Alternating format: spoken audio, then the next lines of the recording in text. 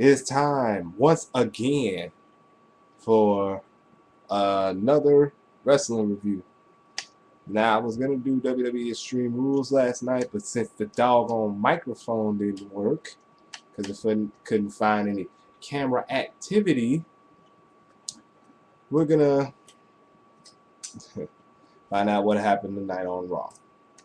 So Raw immediately started off with the head executive producer of television, Mr. John Laurinaitis, and the GM of both Raw and SmackDown came out and basically said Extreme Rules was great because of him. We would all like to think that. Boy, what a wild night this was. And then he came out to introduce the man that lost to John Cena last night, and that was Brock Lesnar. It was supposed to be Raw, starring Brock Lesnar. And Johnny and Brock were talking, and Brock talking about how he's the new face of the WWE and all this whatnot. But then, out of the ashes came, as the Schleck Daddy and Off the Road show so elegantly put, out came the game in the middle of the ring. It is all godly stature in a 20-minute promo. So Triple H came out. Basically, I'm going to make this short and sweet. Triple H came out, boom, John Laurinaitis, as he always does. Pulls John Laurinaitis, tells Brock Lesnar, do you want this? Which instantly should tell you Brock and Triple H are going to face off at some point. They're going to face off at some point. Now, I already just can see it. And then Johnny telling Triple H, you're disrespectful. I think I have to talk with the board about this. Triple H was going to lay into him. Then all of a sudden, Brock Lesnar beats his ass from behind. And then, God, he's going to fight back. But then Brock took his ass down and started locking the Kimura on him and broke his fucking arm, which was epic as shit. It took the whole roster, but in the end of the day, it was all good shape. Triple H's arm is broken. God has been put on the shelf. Brock Lesnar still runs rampant over Raw. So, then after that fiasco that kicked off Raw, we got Eve. You know, I hate to say this, but Eve was tolerable when she was a face, wasn't she? Or was she tolerable at all? That was a heel. I really hate to say this, but she's actually doing pretty decent as a heel. People are calling her Hosky, and rightfully so. Well, that's in storyline. They shouldn't be calling that for real. But rightfully so, in storyline. Should be calling her Hosky. So, she announced that they were going to have a Beat the Clock challenge tonight. To see who would be CM Punk's new #1 contender for the WWE Championship. So the first Beat the Clock match was The Miz versus Santino Marella. King of the Cobra.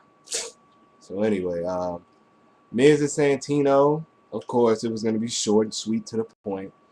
Miz set the time when he beat Santino with the Skull Crusher finale with 4 minutes and 18 seconds. So Miz was the forerunner in this match. Now, you knew it.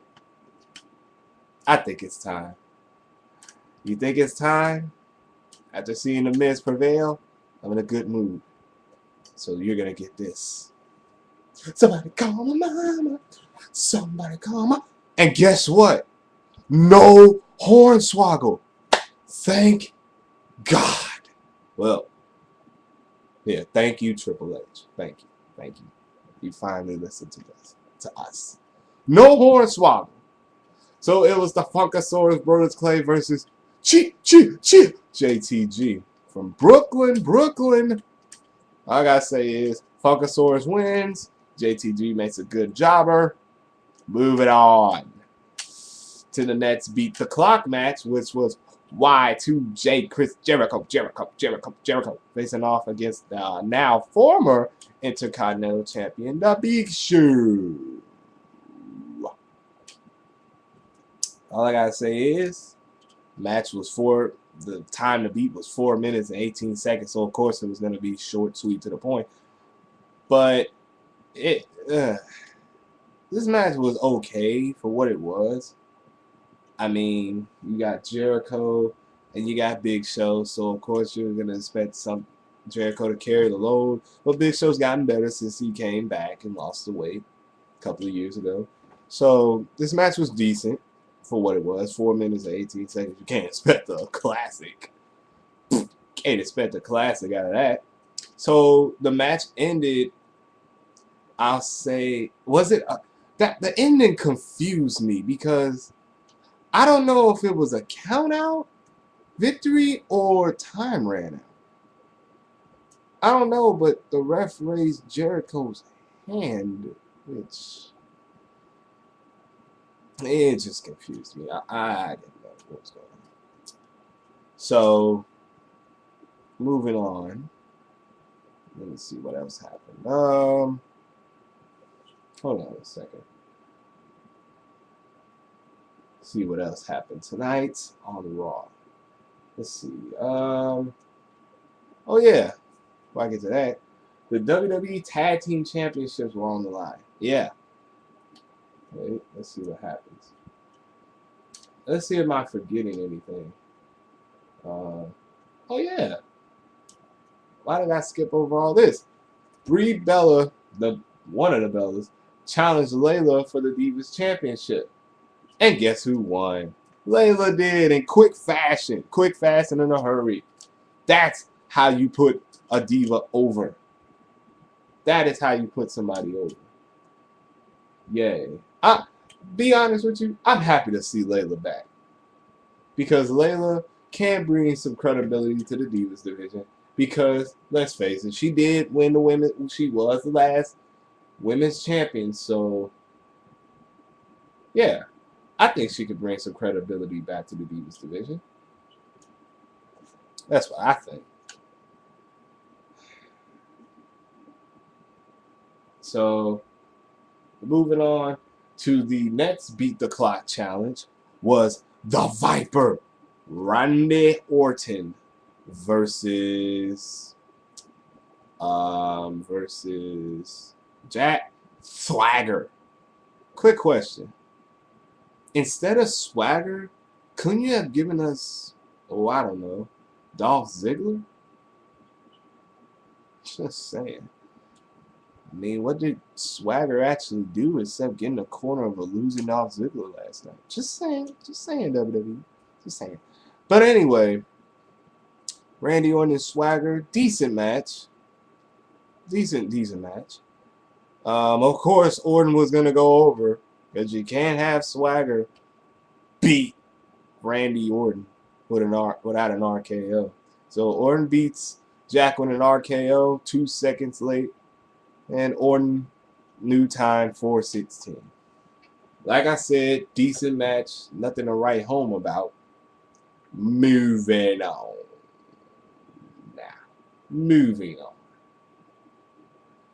to the next match, which was for the WWE Tag Team Championship. The team of Primo and Epico, or should I say the Corleones, because that's much easier than just Primo and Epico, versus the new team of the Booming Truth. Yeah, I said it, the Booming Truth. Kofi Kingston and R-Truth. The match was very good. Crowd was into it. R-Truth, of course, being the little Jimmy guy, saying the what's up. Primo and Epico did pretty good. I mean, hey. But isn't it kind of funny, though? But you know something? Let me say this before I tell you who won. But most of y'all know who won. let's look at it like this. Ain't it ironic that Kofi should be a main event star by now? Ain't it ironic that every time after Kofi is in an elimination chamber or some semi-main event capacity, he always gets put back to a tag team state? Just saying. Just saying. Just saying. I mean, because think about it. Air Boom had potential, but look what happened. Evan Bourne got suspended twice, and then he got injured in a little car accident. Messed up his ankle really bad. So, you know, that's whatever. So your new tag team champions are, of course, the Booming Truth. And Nature Girl 30 is going to be very, very pleased with that, I hope. Very, very pleased with that. Oh, and speaking of you YWC subscribers, Off the Rope Show, Shred Daddy, you owe me a Samoan dance. You know what I'm talking about. Everybody knows what I am saying. I am Samoa. I am Samoa. I don't really know what I am saying. I am Samoa. I am Samoa. I don't really know what I am saying. I am Samoa. I am Samoa. Whatever. But yeah. So Boom and Truth won the tag team titles. Nature Girl 30 is gonna be very happy with this, as I hope Off the Rope Show is as well. So now moving on to the worst beat the clock match was of course Kane and Great Khali. I'll say this, at least they tried, but time ran out. So I'm moving on from this match. Kane chokeslammed the living shit out of Great Khali. And did you see the smile on Orton's face? Like, yeah, bitch, yeah, I'm gonna get this motherfucker today. Yeah, bitch. So anyway, Kane and Khali drove. They couldn't beat the clock, so whatever. Orton still had the fastest time. And then we get on to the last match of the Beat the Clock Challenge, which was the ambassador of yes, yes, yes, yes, Daniel Bryan versus, to our surprise, and to Cole's surprise eventually, Jerry the King Lawler. It was a good, again, 4 minutes and 16 seconds. You wouldn't expect a classic, but it was decent for what it was. Another funny thing I noticed on Raw, did it seem like to y'all that Cole was turning face? Did it seem like that to you guys, or was it just me? Because Cole was actually, it seemed like Cole was actually cheering Jerry the King Lawler on. Don't you think so? Huh. Maybe it was just me. Anyway, of course, Daniel Bryan was going to beat the time. Blew Randy Orton's shit out of the water. Thank fucking God. So now, at Over the Limit, we get CM Punk versus Daniel Bryan for the WWE Championship. Holy shit. If this ain't match of the year for the WWE, I will be shocked because everybody's already saying, this is going to be the best motherfucking match of the world. Quoting the Shred Daddy. Off the Road Show. Yeah. So, and then from there, we move on to John Cena. Cena coming out. Oh, I can confirm this. IWC, YWC, Cena is hurt. He ain't injured, but he's hurt. But, yeah.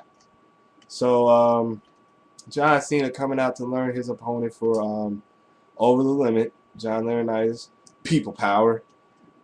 And of course, John was laying into Johnny Laurinaitis, calling him a jackass, calling him an incompetent a-hole, telling him that his head is so far off his ass that he uses toilet paper as toothbrush. Nice bitch by Cena, I must admit. A little bit of an edge coming out. Now, John gets to Johnny name his opponent, and I know a lot of people was groaning and moaning, including myself, when we heard the music of oh shit. Like, oh shit. No. Yes, that's right. I love you, Matt, but Lord Tenzai. Yeah, we all shuddered that one. But then to my surprise, the first thing that happened, Mr. as the Slate Daddy would like to call him, Mr. Entertainment John Laurinaitis struck first. He hit John Cena with a fucking mic. And then Tenzai and his worshiper beating the shit out of him. And then John Laurinaitis putting a boost to him. We was like, what the fuck is this? Like, whoa. Holy shit. And then again, if y'all notice, Cole looked like he was turning. Michael Cole looked like he was turning back babyface. Like, wow, really? And then Laurinaitis telling Tenzai and the worshiper to put his arm and whatnot on the steel steps. Johnny crushing his arm and shit. And then he cracked his ass with a steel chair. Like, damn. And then the big announcement was that John Laurinaitis was going to face John Cena at Over the Limit. Wow. For the first time in 20 years. For the first time in over 20 years. Fucking Johnny Ace, Mr. Entertainment, is returning to the ring. Holy crap. I know some of you smart marks are going to hate it, but hell, this was good. I was shocked. He absolutely went ballistic. Like, damn. Like, didn't expect that. So, what did I think of Raw this week? I thought Raw was decent. It wasn't better. It wasn't better than, I say, the Raw after Brock debuted, and sure as hell wasn't better than the Raw after WrestleMania. But for a Raw that just went after a great pay-per-view, Extreme Rules. Check out the replay, order it. Raw was pretty good tonight. Now, quick side note, check out some of my other videos if you can, for non-wrestling fans. And for wrestling fans, check out this one because it will be uploaded. So yeah, John Laurinaitis versus John Cena. What do y'all think? Comment down below on what y'all think is going to happen. And do you think Daniel Bryan versus CM Punk is going to overdo Triple H versus Undertaker Hell in a Cell, or Chris Jericho versus CM Punk Street Fight, or Daniel Bryan and Sheamus' 2 out of 3 falls? This has been Ziggy. My, I think, 3rd wrestling review. This has been a fun experience, and I am out. I will see you guys later. Make sure to subscribe up above. Peace.